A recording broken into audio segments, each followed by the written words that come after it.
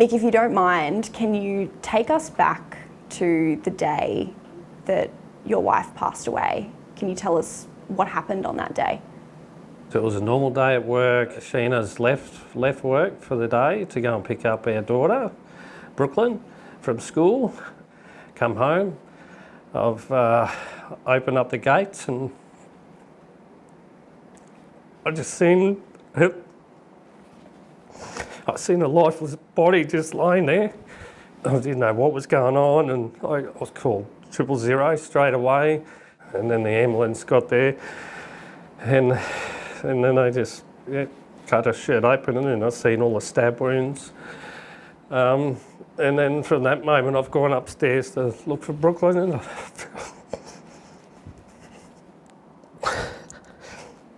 that's when I seen her sitting under a doona.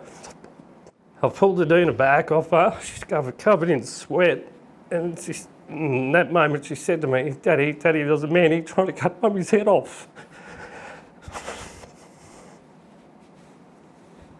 And then I've had to take Brooklyn downstairs, and they put her in the ambulance to check her out and question her, and yeah.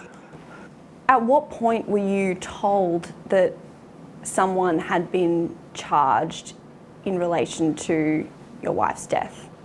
I'm pretty sure it was the very next day. And it was only thanks to Brooklyn that they got him so quick because of the description.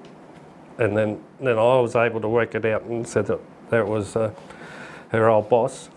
Had you ever had any concerns about your wife's boss before that day? Before that day, she was telling me that he kept sending her messages.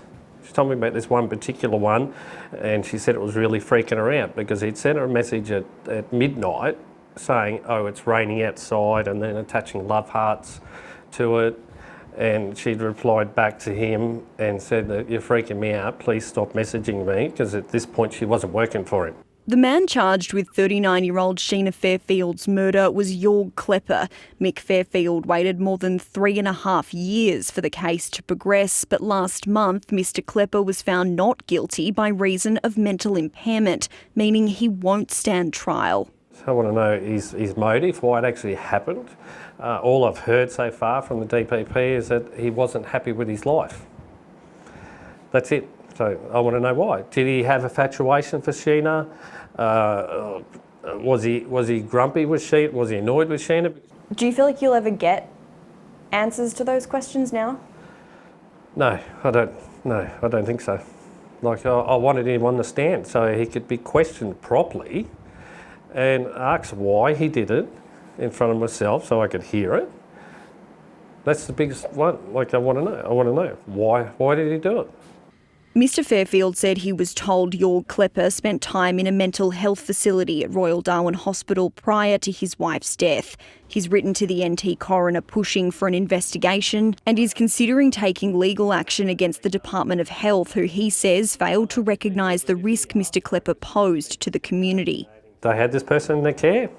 They obviously haven't assessed him properly, and it's as clear as day they haven't assessed this person properly, because what have we got now? 8 reports to say that this person is mentally impaired, and yet they were happy to release him.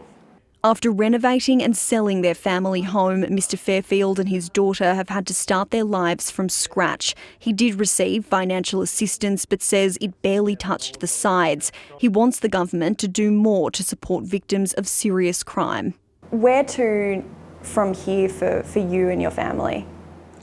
Well, we can't see ourselves staying in Darwin, put it that way, because I'm not prepared to risk it for my daughter's sake. Because it could be out 2 years, 10 years, whatever, and it's not fair on Brooklyn that she happens to be in the supermarket one day, then he wanders in and she's re-traumatised and she doesn't feel safe. As it is, she doesn't feel safe here. How do you want to make sure that your wife is remembered? I want some recognition, something. We've got her name on on our shirts, we wear her on our sleeve with the butterfly. What does the butterfly mean? Because she liked purple, and we released butterflies at the memorial, but the day before that, we'd spotted a butterfly was in the garden. Like, So that's why we went with the butterfly. And I was trying to put it gentle to Brooklyn that mum's now a butterfly, and every butterfly you see, mum's going to be with in that butterfly.